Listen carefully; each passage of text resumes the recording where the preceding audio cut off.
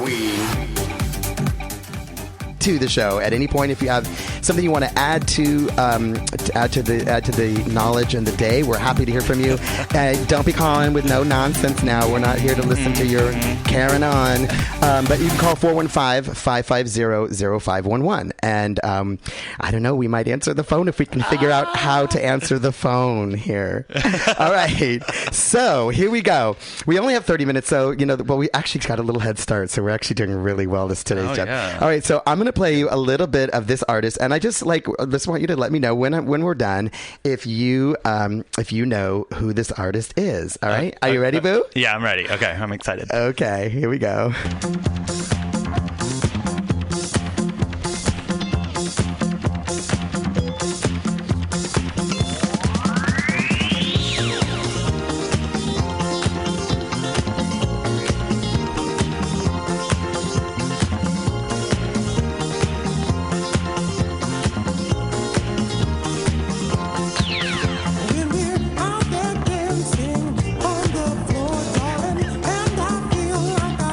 Oh my God, you should see his face.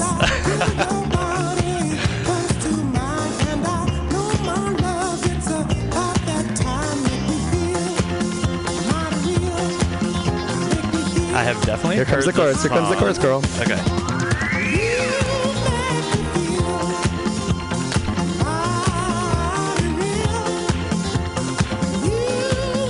So you're singing along. What does that mean? Okay, so I know the song. I've definitely heard the song.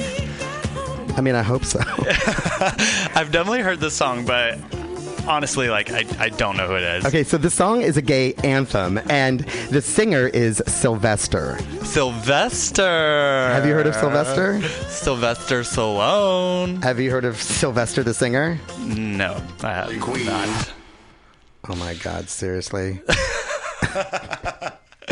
I'm not trying to be mad, but I mean, so you've never heard of Sylvester before? No, I've heard the song though. Okay. Really, Queen. Oh, I like that you plugged that in there. So, well, I had to. Oops, I guess I should not allow incoming text. Sorry about that.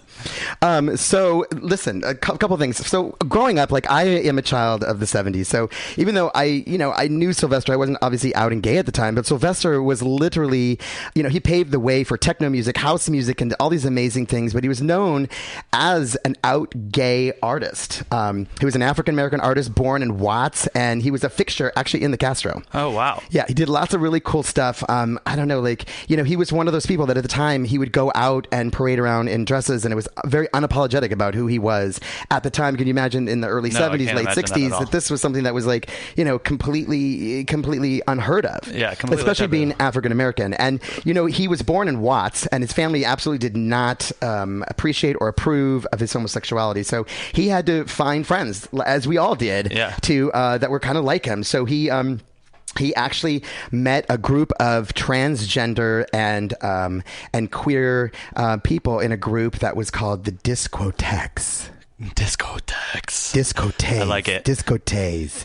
And they got into a lot of trouble in LA. And, I don't know if you probably don't remember the riots that happened in Watts. No, you're way too young for that. Anyways, there was a period of time where there was some riots, and this group of people, they all went out with Sylvester, and they looted like a lot of people did, and what they looted was wigs and lipsticks, and it was kind of a joke that Sylvester always told. Yeah. Is this interesting, right? No, it's so interesting. I mean, I think back to right when I was growing up, and I was so scared to be who I was, and this is in the 90s, so to think of someone like him who is just being himself and just not caring what people say. Yeah, well, this is a bitch who graduated from high school wearing a blue chiffon dress and a beehive wig. I mean, okay, we have somebody's phone going off in here. Whose phone is that? I think it's Tweeka Turner's. She's always leaving her shit laying around. I think I got it off now. But that's amazing that he was just being himself and not really caring what people think and just going against that status quo. I mean, did he ever get into trouble? Was there ever any type of situation where he was being arrested? Seriously, you want to know if Sylvester got into trouble? I'm sure he did. Girl, really? Because that's like really important. I mean, really, girl. I don't know. I'm sure she did get into trouble. Actually, he did get into trouble quite a bit, but we won't get into all that stuff. He did a lot of covers, though, which is interesting because Sylvester he had obviously his own original stuff, but he did a lot of stuff that was cover music. And the thing that was so cool about that, it was kind of like his trademark. He would take other people's songs and make them about himself. He would change sometimes the gender or change the kind of the storyline to make it about him, which was very interesting because he was able to transform those songs into something that certainly gay people could relate with. Eventually he went on to do a lot of his solo stuff, and he ended up working with some really cool people. Have you heard of Martha Wash? No. Oh my God. Okay. We have so much to teach you today. Have you heard of Jeannie Tracy? No, I have not. Wow. Really, queen. Okay. So Jeannie Tracy, if you remember that, you go out, right, to clubs and stuff. Yeah. So do you remember the Cha-Cha Heel songs? Put your Cha-Cha.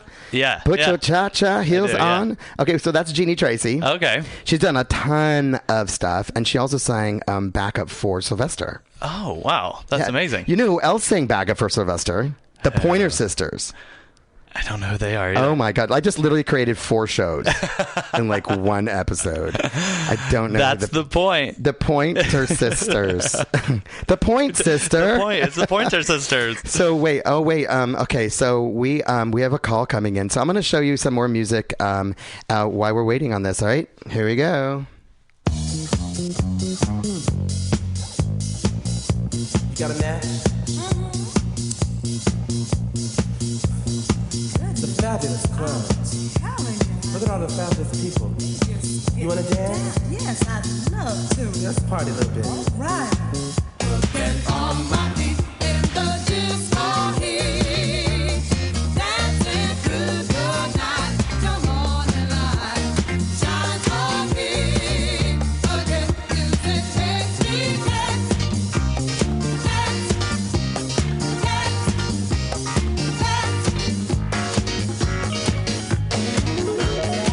dancing total freedom. Come on, get up.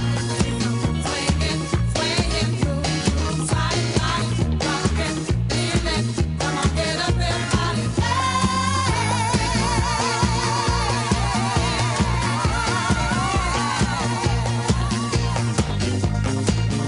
Get on my feet in the disco heat. Dancing through the night till morning light. Shine for me.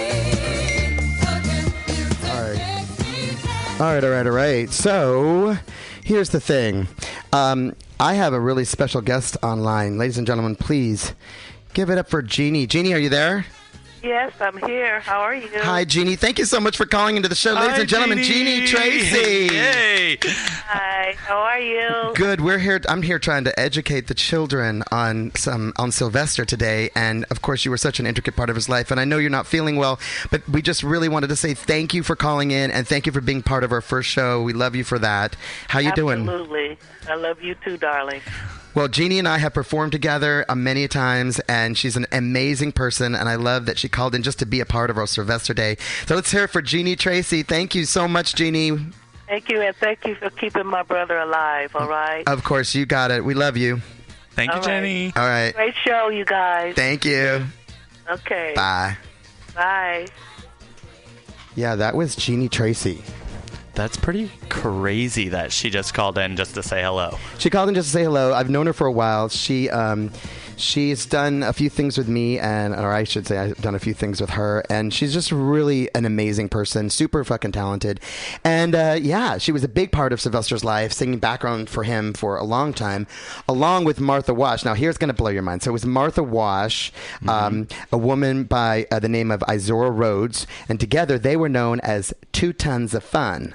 They were big girl honey, and so they were 2 tons of fun, and they later became known as the Weather Girls. Oh, wow. Why? He sang It's Raining Men. Oh. See? Okay. How these Coming things back full all circle. intertwined. It's Oh, I all love coming that. back full circle. That's amazing. Yeah. So I think is Tweeka's phone finally shut off I here? think so. Tweeka, you're popular tonight, honey. Yeah. So, an interesting, there's a couple interesting facts since we're here in San Francisco about him. Is he performed at the main stage in the 1979 Gay Pride Parade here. He performed at the Castro Street Theater. Oh, wow.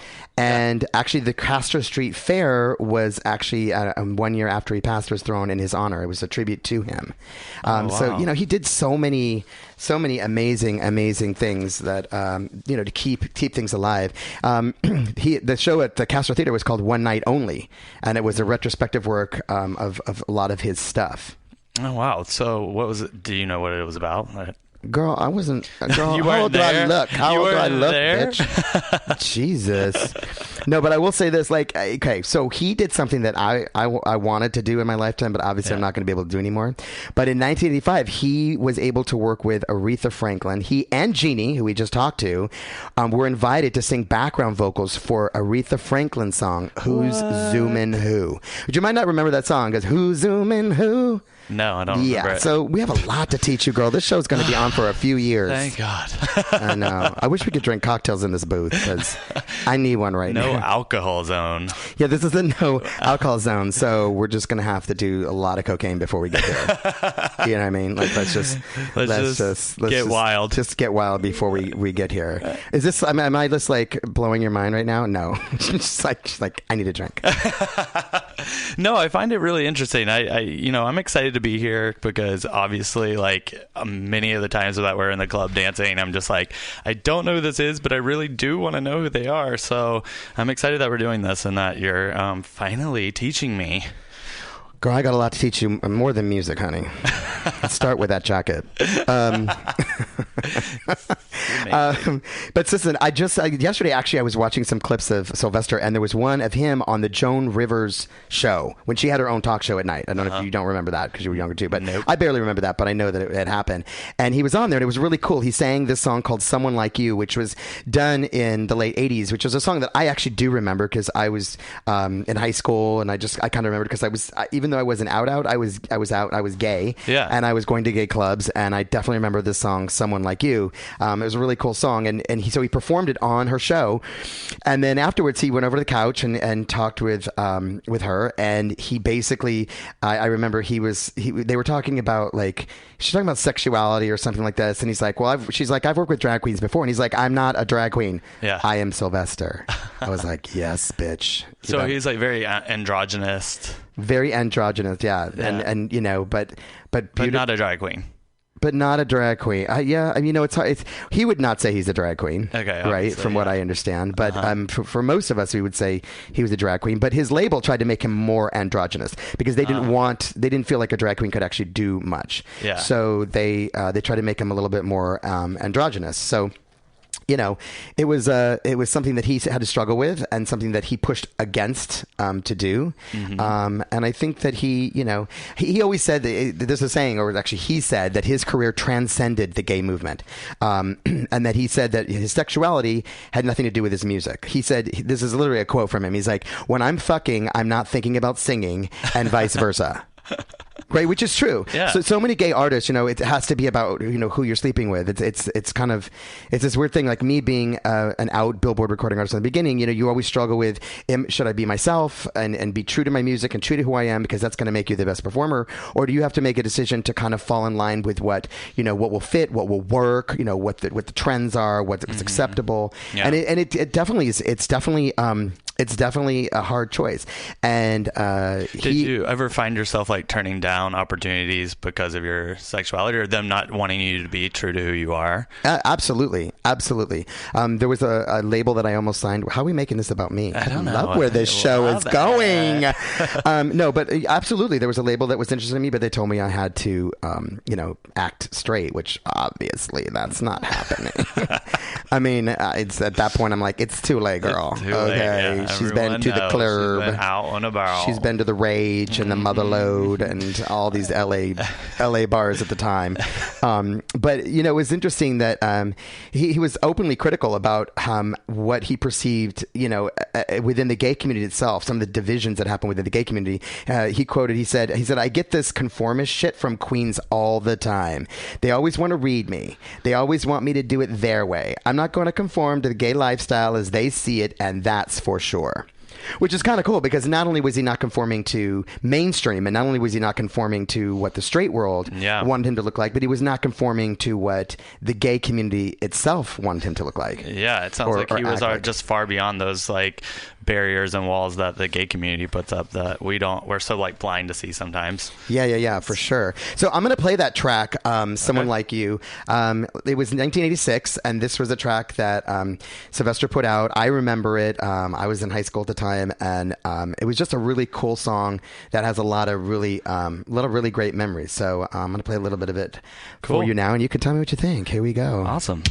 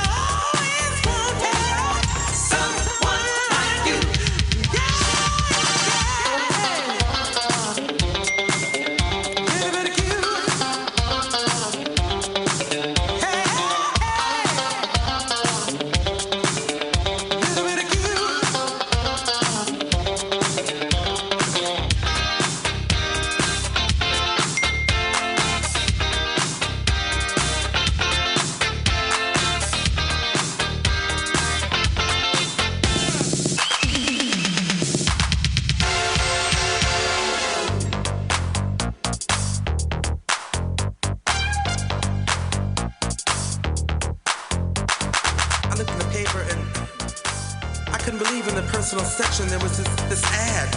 I couldn't believe it. It was an for ad, Furry and Pup. It's like everything I ever wanted. He was trying to get some action. It was for me, honey. Yes. So Jay, what did you think of? What do you think of? What do you think of? Someone like you. Oh, she got it, Oh, girl. I like it. No, it's definitely catchy. I liked it a lot. It's very funny. It puts me right in the club, honey. So here's an interesting thing, and I think this is kind of an amazing thing about Sylvester. He's one of the very few artists that actually, when he passed away, he had created a will, and his will basically left all of his proceeds to two HIV organizations. Oh, wow. One of which was AIDS Emergency Fund, which is now part of PRC.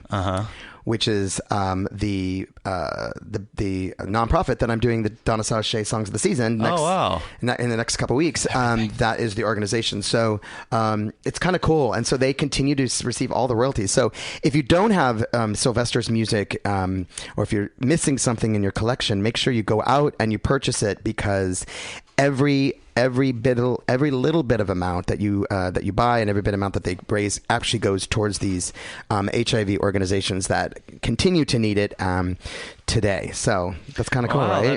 That's really amazing. So you're going to go out and buy some of this stuff, Jay? Yeah, I'm going to buy it all. I'm going to buy it all just so I can support you, Brian. Duh. Support me.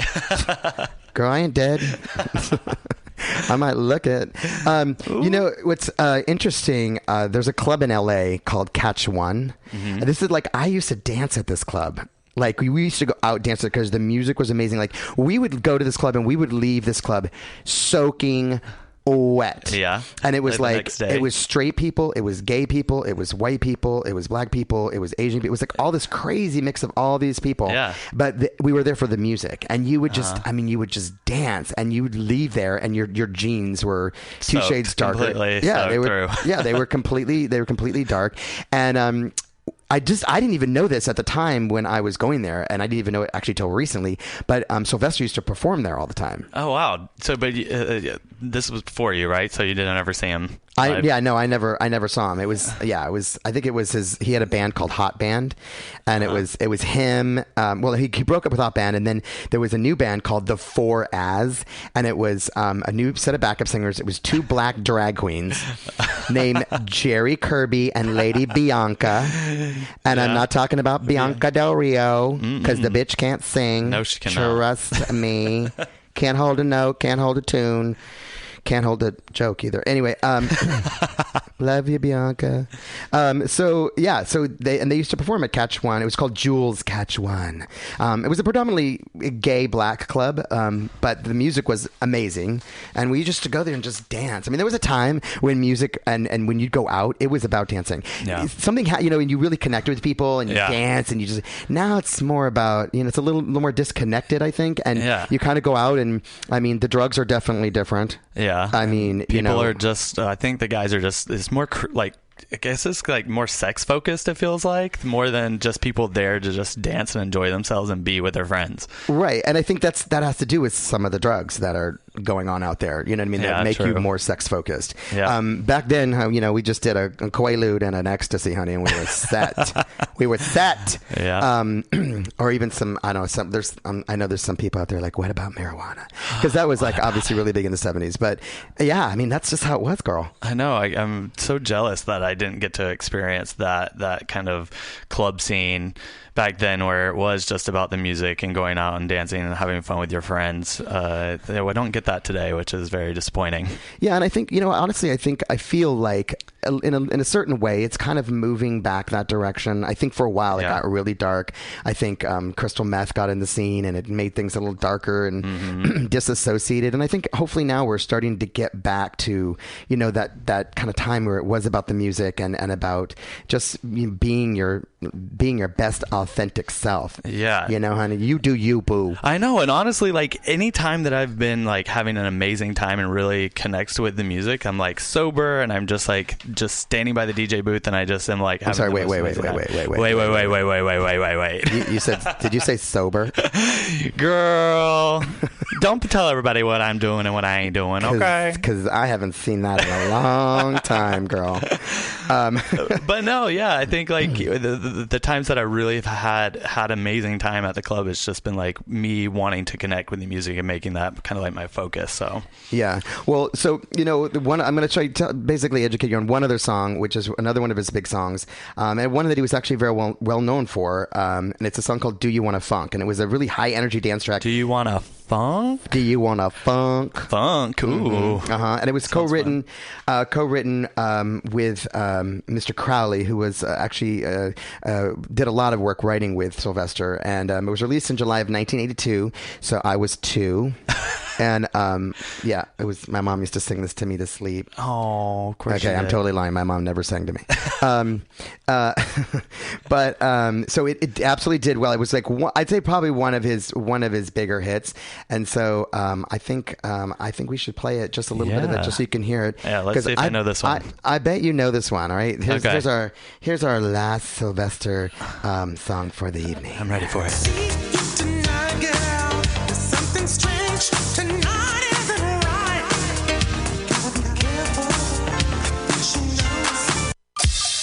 Okay, you can see I'm new because that's not the song. This is the song.